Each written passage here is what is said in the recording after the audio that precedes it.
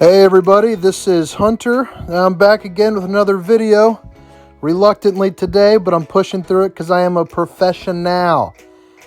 I have the ARPOD, 2021 ARPOD 190, their #1 seller. Comes in around 17.2. Today is going to be short and sweet because your boy is not in the best of moods today. I dinette to sleep a couple guests if they decide to cramp your style a little bit. A nice little stovetop kitchen area for you to cook up some meals. That refrigerator is gas and electric, so it's nice if you're boondocking or doing something like that. A little queen bed.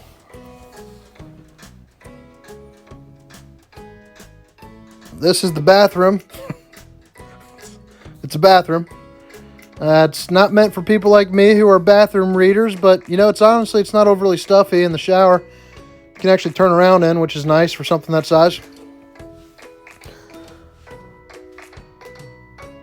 I'm going to go ahead and call it quits here and let you guys see the outside on your own. I'm going to bed and the season finale of Survivor's on, so I'm rushing it.